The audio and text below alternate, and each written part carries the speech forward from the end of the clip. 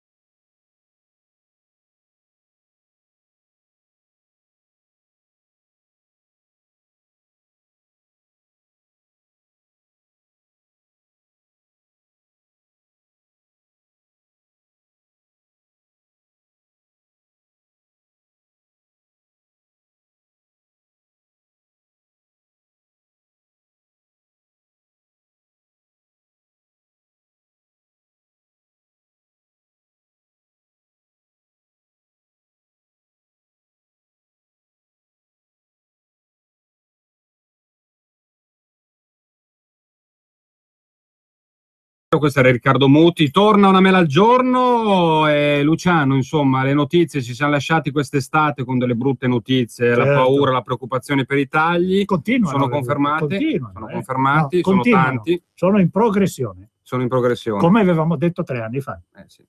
3 anni fa l'avevamo detto ben chiaro. C'è una deriva dei centralisti per portare la sanità universalistica in una sanità privata, finanziata dal privato. Quindi, e questo è quello che finirà. Non sappiamo che fine faranno i nostri milioni, che sono 109 miliardi, che paghiamo di tasse per la sanità universalistica. Chissà dove finiranno quelli. Probabilmente ci saranno dei poveretti che non hanno soldi e quant'altro, quindi non possono acquistare nelle carte di credito come negli Stati Uniti, eccetera, che Medicare e Medicaid è un esempio degli Stati Uniti.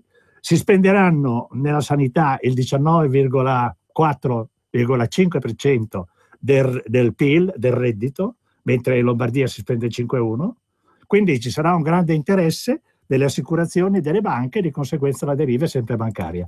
Succederà quello che il poveretto che non ha i soldi non potrà pagare il ticket, non potrà pagare le cure, quindi finirà una parte a costare di più sui servizi sanitari, però quelli pubblici, quindi scassatelli, perché i medici andranno nel privato, perché avranno più interesse ad andare nel privato, perché ci saranno più mezzi, meno proibizioni del ministro Lorenzin. No, anche quello che viene dopo, perché li selezionano per bene, capisci? Perché dicono sempre di sì, capito? Che a me piace, al Ministero, al Ministero dell'Economia e della Finanza. Quindi succederà che i poveri e anziani, che sono quelli che sono più vicini alla malattia, che sono quelli più esposti alle cronicità, di cui nessuno si cura perché adesso costituiscono una spesa pubblica inutile, ma che ingrassa molti padroni che votano. Sono quasi 3 milioni e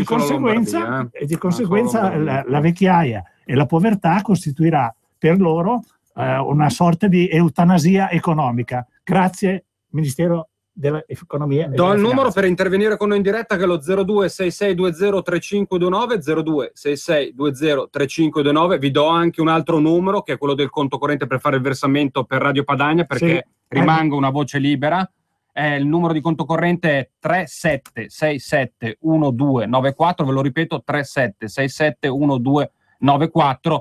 La causale si mette il contributo volontario. Ripeto, eutanasia economica per coloro che non hanno delle disponibilità economiche e per coloro che hanno delle malattie e sono in classi di debolezza e di povertà. Mi piace. Gli altri invece avranno i soldi per pagare Questa 109 parola. miliardi che andranno, che costituiscono il fondo sanitario, adesso sono 110 e sta superandolo. Quei 109 miliardi non so che cosa serviranno una piccola parte a fare Medicare e Medicaid e l'altra parte non so dove finirà, probabilmente finirà nelle banche, e quindi non nelle banche delle assicurazioni private. E quindi capisci, nasce il nuovo business, hai capito? Però il problema è, Luciano, è questo qua, che lo diciamo ancora ai nostri cittadini, alle famiglie, che alla fine la nostra sanità, il sistema sanitario è ancora virtuoso nel nostro paese, ma è virtuoso grazie al nord, e quindi tagli che pesano, questa famosa spending review, queste parole inglesi che piacciono al governo, porterà a tagli nel comparto degli enti locali a 2,5 miliardi, sulla sanità sarà poco più di 1 miliardo, quindi sono quasi 200 milioni. Sai quando sento dire e quindi meno si spenderanno 13 miliardi in meno per gli esami inutili, saranno gli esami che invece saranno utili al privato assicurato con le assicurazioni, quindi sono 13 miliardi che prendi dai 110 e li scarichi nelle tasche del cittadino, hai capito? A proposito di questo, fai ricco quella sanità privata che adesso sta attirando e catturando dei medici validi dalla sanità pubblica, perché hanno odorato. Noi è 3 anni che lo diciamo, dopo che io ho conosciuto il ministro di quel genio che veniva dall'economia e commercio, no? Non votato, no? Quando io ho conosciuto quel ministro ho capito subito la direzione che stava prendendo, perché sai, siamo del mestiere, e io l'ho detto a questi microfoni. Da 3 anni lo sto dicendo, però il concetto è che il cittadino deve capire una cosa, non deve piangere, perché oggi con i voti che non ha dato il cittadino hanno vinto i centralisti che si votano e quindi portano tutto a Roma, soldi e sanità, e noi possiamo fare tutte le riforme che vogliamo, tanto non le vede nessuno, perché dopo non ci saranno più neanche i mezzi economici e non ci saranno neanche più i medici nella sanità pubblica, quelli buoni, perché andranno nella sanità privata assicurata, che è ricca, che sarà ricca perché spenderà come la Svizzera il 13,4 o come peggio gli Stati Uniti in 19,4 e 19,8, perché sta cercando di sfondare il 19% il costo della sanità americana, dove il povero vecchio malato muore di eutanasia economica. Luciano, senti, prima di arrivare alla famosa lista delle prestazioni a rischio erogabilità a carico dello Stato, no? Quindi l'appropriatezza, il tema dell'appropriatezza che ce l'insegnano i burocrati a Roma al Ministero.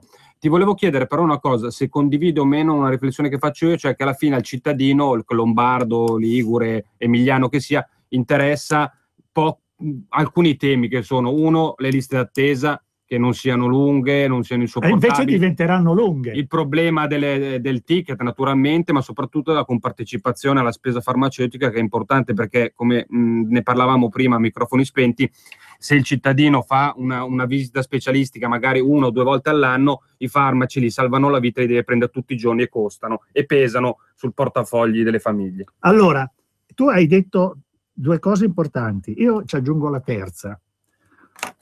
E adesso la dico. I dati che abbiamo in mano noi è che il centro, l'ho già detto, e le isole, ormai il 20% della spesa sanitaria della persona è spesa privatamente dai soldi della persona, che paga già le tasse per i 109 miliardi, che però fanno lunghe liste d'attesa e di conseguenza per saltarle si va nel privato e si paga di tasca, che fanno i ticket che sono più costosi della prestazione che il privato chiede, dei soldi che il privato chiede per la prestazione di quei ticket lì, per cui vanno a fare la prestazione e non pagano il ticket, no? Hai capito? E poi c'è la scelta del medico, non possono scegliere il medico, mentre se vai nel privato ti scegli il medico, magari sbagli, ma te lo scegli tu. Queste 3 cose hanno spostato il 20% della spesa pubblica in una spesa privata.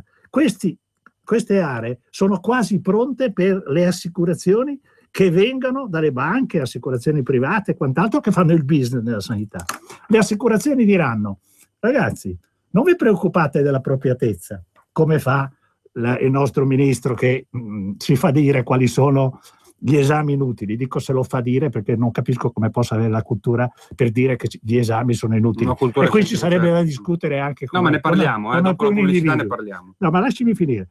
Allora, il discorso è quello lì, capito? Gli esami inutili sposteranno il cittadino a fare gli esami inutili che sono negati dal pubblico al privato. Quindi ancora di più il 20% aumenterà. Chiaro. Perché le liste, i ticket, le scelte, gli esami proibiti perché inutili, e invece sono utili per la diagnosi, hai capito? Non si va invece a curare le malattie del cronico perché non si monitorizza il cronico, la telemedicina non si fa, perché diventa un bel costo per l'industria, utilissimo, hai capito? E allora, perché spendono il 19% degli americani? Perché dicono al medico, prescrivi tutto quello che vuoi, che tanto noi non ti facciamo nulla, e arricchisci l'industria, hai capito? Fai contento il paziente, no?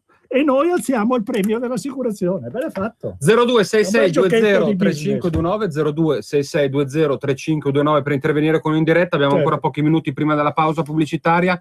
L'elenco è lungo, mi fa sorridere un attimo quella questione per esempio dell'esame del colesterolo. Dici uno una stupidaggine, però te lo fai sopra i 40 anni, quello che vuoi, se non risultano valori sballati importanti lo puoi rifare, così si legge nell'elenco dopo 5 anni, se sei vivo, o se lo fai prima a carico tuo. Se sei vivo, no? Se lo fai prima a carico tuo. Ma no, tu lo farai. Poi ci sono le tacche, tu lo farai a carico tuo. E questa qui è la filosofia. Però io vorrei conoscere quelli che hanno stilato l'elenco, mi piacerebbe conoscere. 13 miliardi in meno di spesa per la sanità pubblica diventano 13 miliardi in più di spesa per i cittadini. Telefonata, in diretta. Poi andiamo in pubblicità. Buongiorno. Buongiorno, sono Marco. Si può parlare? Ciao Marco. A piacere o c'è una... Vai a piacere, non preoccuparti. Sì. Mi sa che sei in salute, quindi non devi parlare di sanità. Si assuma la responsabilità di quello che dice. Noi lo sappiamo cosa dice. Dica. L'anno scorso io ho fatto una visita all'ospedale per una cista sebacea, niente di importante. Sì. E ho pagato il ticket, eccetera. E sono stato messo in lista d'attesa ed è passato un anno e non sono stato ancora chiamato. Però il medico mi ha detto, se vuole, privatamente, dopodomani lo Bravo, hai capito il trucco. Dove? Aspetti un attimo, mi dica dov'è che ha fatto la domanda per la visita? L'ospedale di Varese, perché io sono di Varese. L'ospedale di Varese, quindi al circolo, allo Macchi? Sì, bravo. Ok. Noi avevamo delle regole che dicevano che... Che cosa ha fatto? Sta aspettando o è andato in privato? No, adesso andrò in privato, però io ho chiamato e ho detto, scusi, come sono messo? Ma cosa vuole? Lei mica è una roba urgente, quando verrà il suo turno, il suo turno. Certo. E allora mi tocca andare a spendere dai 150 ai 400 euro sperando che venga fatta. Dopo la cisti diventa come un pallone da rugby. Dopo la cisti diventa come salutami un pallone... Varese, la mia amata Varese. Lasciami dire. Dopo la cisti diventa come un pallone da rugby e la vede anche un cretino, no? Allora diventa urgente. Allora, no, non diventa urgente, non è allora tantino, si toglie. Però. Un anno non è un po' tantino. Senti. Non lo so. L'hai capito che è uno stratagemma per spostare la gente verso il privato? Certo. Ok. Allora, io vorrei dire questo. Bisogna che ci assumiamo alcune responsabilità, anche perché va bene lamentarsi, ma bisogna anche andare a trovare le cause, no? Se avviene il centralismo, se ha vinto il centralismo, offendendo in un modo indegno tutta la politica del federalismo e della territorialità che si è fatta nelle regioni che hanno votato il federalismo, se si fa il centralismo a Roma ignorando il voto, se si governa ignorando il voto e se i cittadini stanno dietro le finestre e non vanno a votare, quelli che credono nel federalismo, hai capito, perché tanto dice l'è inutile, e non è vero, parla anche in dialetto. Vince il centralismo e col centralismo abbiamo questi risultati, perché i centralisti credono che mettendo tutto al centro si governi, come quando si faceva l'impero romano, hai capito? Nel Senato di Roma. Invece non è così. I federalisti potrebbero arrestare questo processo insano di annullare la sanità universalistica che noi abbiamo, che ha fatto invidia al mondo, e ho detto ha fatto perché comincia a non farlo più, e allora se votiamo federalismo fermiamo il meccanismo, ma se non votiamo federalismo i centralisti vanno avanti come una nave rompighiaccio e se ne fregano di quello che dice Luciano, il popolo. Andiamo in pubblicità, 2 minuti, state con noi che poi torniamo in diretta con una mela al giorno, state con noi. Ma che sei scema? Io, e perché? Sei incinta e fumi? Ma lo sai che il fumo in gravidanza intossica tuo figlio? Può provocare ritardi nello sviluppo mentale e polmonare e perfino aborti spontanei. Giovanotto, Io? ma non hai sentito quello che ho detto? Non si fuma accanto a una donna incinta. Chi fuma è scemo, non me lo fate ripetere più. Adesso prendi carta, penna, inchiostro e calamaro e scrivi 2000 volte: il fumo fa male, con 2 M, perché fa molto male. Campagna a cura del Ministero della Salute e Presidenza del Consiglio dei Ministri. Info su salute.gov.it. Calzature IG & Co. Leggerissime, impermeabili, traspiranti. IG & Co. Belle e italiane. Calzature IG & Co. Sportive dentro. Stai ascoltando Radio Padania Libera. Con Sportland Alto Milanese, Jim Scallarate torna il miglior campionato amatoriale di calcio a 5 dell'Alto Milanese. In palio la partecipazione ai tornei di Monaco e Ibiza e gloria imperitura. Solo sano divertimento e sana voglia di vincere fantastici premi. Mettiti in gioco nei nostri 4 campi da calcio a 5, coperti e riscaldati, prenotabili anche al di fuori del torneo. Iscrivi subito la tua squadra e tieniti in forma seguendo Sportland Alto Milanese e Jeans su Facebook o 0331 77 45 13. E su jeans.it, il sito dello spirito sportivo. Per la tua pubblicità su Radio Padania Libera, chiama il numero 02 66 23 44 22.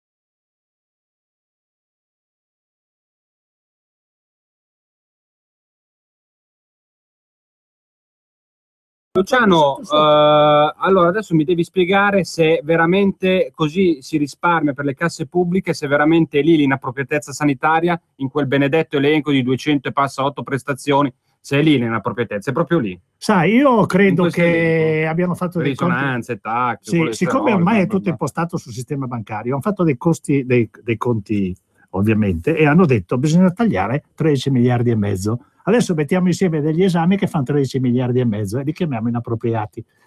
Archimede Pitagorico faceva queste cose qui, quando c'era Walt Disney e Topolino, hai capito? Perché manipolano tutti i dati, hai capito? Va bene, allora io ti dico una cosa.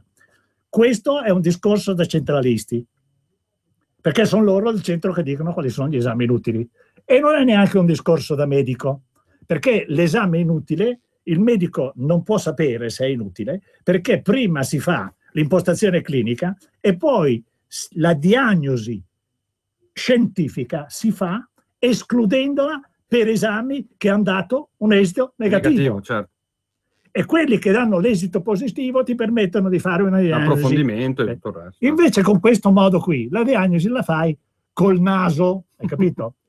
nell'Ottocento si diceva bisogna avere buon naso per fare diagnosi. Ma allora perché si sentiva l'odore di una diarrea, hai capito cosa voglio dire? E si capiva che era una diarrea, che non era una fece normale, si assaggiava l'urina, hai capito? Abbiamo 2 chiamate, prendiamole. Sei in diretta, prego, buongiorno. Buongiorno, mi chiamo Franco, chiamo dalla zona di Varese. Buongiorno, Franco. Non ho capito tanto bene la risposta di prima, perché la sanità è la componente più decentralizzata di tutte quelle che riguardano il cittadino in Italia. Se l'ospedale di Varese ha una lista d'attesa infinita, non riesco a capire come in questo abbiano delle responsabilità i cosiddetti centralisti. E se gli ospedali di Varese, che se non mi risulta male è in una regione governata dalla Lega, spinge la gente ad andare a fare gli esami da privato, non capisco di nuovo come questo abbia a che fare col centralismo, perché sarà la sua riflessione è chiarissima. Adesso le rispondiamo subito. Disonesto a Varese, non a Roma. È chiaro, grazie. Prendiamo un'altra telefonata e poi rispondiamo anche a Franco. Prego, in diretta, buongiorno. Sì, buongiorno, sono Rosy Sesto Calende. Ciao, tutti dal Varesotto. Ma sì, vai, esulo un attimo da tutto il discorso, anche se riguarda il Ministero della Salute. Prego. Ora, a me piacerebbe sapere con che diritto il Ministero della Salute mi dà dello scemo perché fumo. Perdonatemi, lo so che è una cosa assurda, però non capisco perché io sono scemo e fumo, quando un Calderoli viene condannato per vilipendio allo Stato nei confronti del napoletano. Cioè, a me mi girano le balle che uno si permetta di darmi lo scemo perché faccio delle cose che alla fine della fiera non danno fastidio a nessuno, se non ledo a nessuno la libertà di non fumare. Perdonatemi, ma mi girano le balle, non capisco. No, ma la libertà di fumare le rimane, quello sì. Fa un po' male alla salute, lo dico che siamo 2 scemi perché fumo anch'io. No, grazie, certo. Salve. Chiaro, grazie. Allora, iniziamo da Franco. Franco, il centralismo, l'espressione che c'è stata fino ad oggi di una sanità che si è qualificata fra le 8 migliori sanità del mondo. Mi riferisco a Montreal 2010, dove siamo stati invitati, noi Lombardia come regione e nessun'altra regione, ma solo stati avevamo, se ti ricordi, Simone, che eravamo là. Allora, il fatto di andare sul territorio a fare la sanità vuol dire sentire i bisogni del territorio. I bisogni nascono dal territorio. Le liste d'attesa nascono dal fatto che i ministri centralisti hanno tagliato di parecchi milioni di euro la nostra sanità quando era bilancio pari da 11 anni. Io mi ricordo quel genio del ministro della sanità, me lo ricordo, la lotta che abbiamo fatto in conferenza Stato-Regioni. Se ti tolgo i soldi, ti tolgo le funzioni, aumentano le liste d'attesa e fai la carta dell'assicurazione privata. Questo è centralismo, decidere dal centro cosa ha bisogno un cittadino, soprattutto il colesterolo di uno di 65 anni e di uno di 60 anni, capito? Bene. Allora questo è il risultato del centralismo. Più andremo avanti e più le liste d'attesa aumentano, meno avrà potere la nostra sanità. Non ce l'ha già, ce n'ha molto meno perché hanno già abolito le province, che c'erano le AS che rappresentavano i bisogni delle province e li presentavano agli ospedali con dei bilanci di finanziamento. Adesso le province non ci sono più e non si sa neanche chi deve tagliare l'erba, perché hanno tagliato i soldi ma non hanno assegnato le funzioni che erano delle province e voi vi trovate nei guai. Stanno facendo il centralismo, tolgono i servizi, tolgono le funzioni e voi dovrete andare a comprare per forza con i soldi di tasca vostra le prestazioni. Per quanto riguarda Varese, poi una ciste sebacea, non essendo urgente, non ha bisogno di essere operata in 60 giorni, come invece noi avevamo stabilito per le malattie che erano a rischio. Questo è federalismo. Il centralismo, mio caro signore, lo proverà fra qualche anno, perché come sempre si prova dopo, quando si va in terapia intensiva, che la malattia era grave. E questa malattia è gravissima. Luciano, soprattutto soddisfa il bisogno dei mercenari, dei banchieri, delle sanità che non saranno più sanità accreditate dal sistema sanitario. Luciano, nazionale. permettimi di aggiungere anche una cosa, poi prendiamo altre telefonate e risponderemo anche alla Rosi, al fumo della Rosi. Del fumo anche. Però, insomma, alla fine c'è un fondo sanitario nazionale, quello che viene ripartito tra le regioni, nel momento in cui con un patto della salute decidi di andare da 109 a 110, l'anno successivo a 111 e poi a 112 e te ne ritrovi 110, è un problema. Guarda che il perché patto della meno salute risorse che arrivano. noi, certo, sì, no, noi Luciano, che hanno tradito. Voglio fare questa precisazione: si è decentrata nel senso che viene gestita direttamente dalle regioni, ma dipende economicamente, diciamo in soldoni, ancora da Roma. E nel momento in cui ti tolgono le risorse è un bel casino. Però, e poi ti devo dire che casino. Questa sanità è finanziata per una gran parte dalle regioni che producono PIL e sono il nord. Certo. Torna molto che meno sono di quelli versi. a cui loro fanno la battaglia perché sono Prendiamo la federalisti. telefonata, prendiamola. Buongiorno. Il fumo, aspetta. Pronto? Pronto? Prego. Salve. Salve. Cioè, solo uno stupido può seguire il vostro ragionamento. È vero. Se il signore dice che le liste d'attesa sono aumentate perché hanno tagliato i costi, hanno tagliato i fondi, ciò vuol dire che 10 anni fa, quando i fondi erano a sufficienza, non c'erano liste d'attesa. Cioè solo uno stupido può credere a quello che dice questo signore. Il problema delle liste d'attesa è perché tagliano i fondi. Allora, 10 anni fa, io ne ho 62, non ho mai visto delle liste d'attesa che siano brevi. Allora, quello che lei sta dicendo, che tagliando i fondi sono aumentate le liste d'attesa, è una grande stronzata, che solo uno stupido lo può credere. La ringrazio. Allora, siccome lei è molto intelligente, mi spieghi come mai dal sud vengono al nord a curarsi coloro che non hanno le liste d'attesa, che non hanno le cure. Perché capito? ha amministrato malissimo, perché il sud spreca il denaro. Il sud è amministrato Grazie. dal centro romano, che non commissaria una regione che va in deficit di bilancio come la legge vorrebbe. C'è da dire una cosa, che anche Regione Lombardia è una delle regioni più attrattive dal punto di vista sanitario. Il 50% dell'oncologico e dell'ortopedico arriva da fuori regione. Certo. Quando nel momento ti bloccano il turnover, Bravo. E allora hai chi li meno cura i risorse, neoplastici? diventa un po' un Chi li casino. cura? Allora Certo che meno a risorse questo signore significa anche faccio più degli auguri di non divertirsi con il processo che sta avvenendo al centro e a Roma, perché si divertirebbe moltissimo quando non avesse i soldi e non avesse le cure e non avesse la lista d'attesa, perché questo è quello che stanno cercando di fare, spostare tutto nel business della sanità, delle assicurazioni e delle banche. Prendiamo altre due telefonate. Buongiorno. Buongiorno, io sono uno degli stupidi che crede a quello che dice lei. Grazie. Mi dispiace per il signore di prima che forse pensa che anche la salute si può barattare in cambio di un voto di partito o di una fede politica. Sappiamo tutti che le direttive comunque le dà comunque lo Stato, che se c'è da mettere un nuovo ticket lo mette comunque lo Stato, perché la Regione Lombardia non ha aggiunto nessun ticket.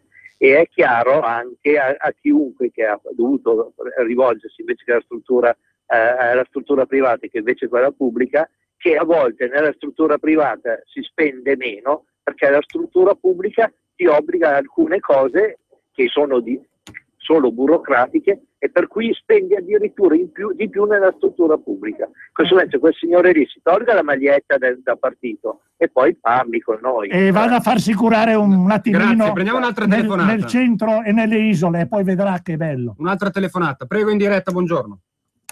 Pronto? Parla Ciao. con me? Sì, prego, signora. Buongiorno, dottor Bresciani, buongiorno. Volevo segnalare una cosa. Io ho avuto modo di andare con mio marito a Quassolmonte. Sì. Sai che cosa succedeva? Sì. Non credo sia cambiato l'anno scorso. Arrivavano dalla Sicilia col volo da Palermo o da Catania, Linate, prendevano il taxi, arrivavano lassù con un accompagnamento per farsi operare al ginocchio, tutto a carico della Sicilia. Glielo dica a quel furbo che ha parlato prima. Ecco, e per quello che, guardi, io abito in provincia di Varese, sono per strada e mi sono fermata apposta per fare questa telefonata. Grazie. Ecco, allora senta, dopo 2 mesi, perché purtroppo mio marito ha avuto un'infezione, ho dovuto star là. Dopo 2 mesi la signorina ritorna accompagnata dalla cugina per la stessa cosa. Tanto paghiamo noi, poveri somari lombardi. La saluto. Grazie. Arrivederla di nuovo. Ma è chiaro che al signore di prima che criticava dicendo che non basta il taglio dei fondi al Fondo Sanitario Nazionale per giustificare l'allungamento delle liste d'attesa è un insieme di concause, ma c'è anche questa che è importante. No, perché allora senti, per parlare così, come si è parlato, noi ci riferiamo a dei dati di valenza nazionale e internazionale. Abbiamo i numeri. Lui ha la maglietta rossa, che vuoi che ti dica? Ma no, ma indipendentemente dal colore, è una questione però di con la maglietta rossa è libero, è libero di pensare, cosa che invece lui a me impedisce. Luciano, ma la Rosi che fuma, che dice non mi fate neanche fumare, vi rompo le scatole. Senti, è un costo, allora, diventa un costo sanitario. La battaglia al fumo è quello che vuoi. Secondo me è anche giusto. Bisogna non esasperarla, è anche giusto. Però la battaglia alla droga, la battaglia al traffico illecito della droga, la battaglia alla droga in discoteca, fa meglio del fumo o fa peggio del fumo la droga? Ah, certo. Allora non si deve andare con delle priorità e basta solo perché fa colpo e ti prende i voti di quelli che non sono fumatori. Bisogna andare a dire che bisogna combattere il fumo così come la droga, però che il cittadino è libero di scegliere. Se sceglie la droga deve stare attento perché gli è consentito di scegliere la droga, ma non di spacciarla come fa per trovarsi i soldi per comprarla. Altre due telefonate. Buongiorno. Buongiorno, Prego. ciao. Buongiorno.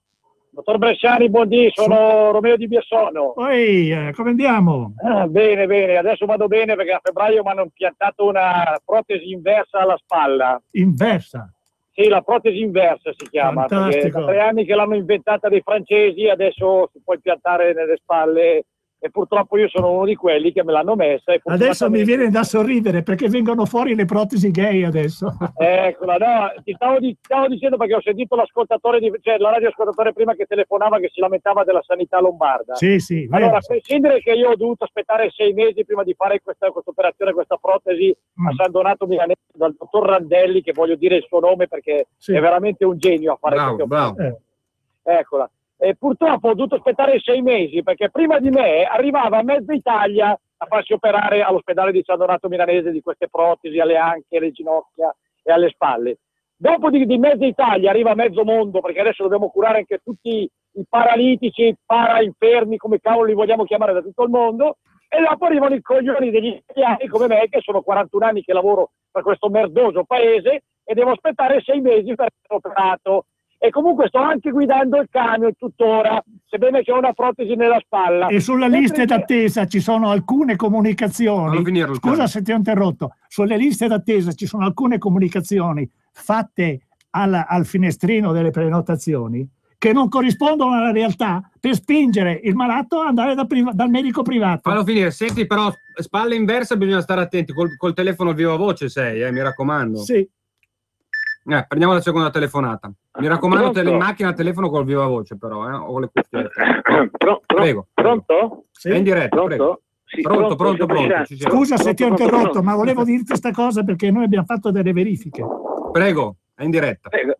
Pronto, signor Bresciani, buongiorno, dottor Bresciani.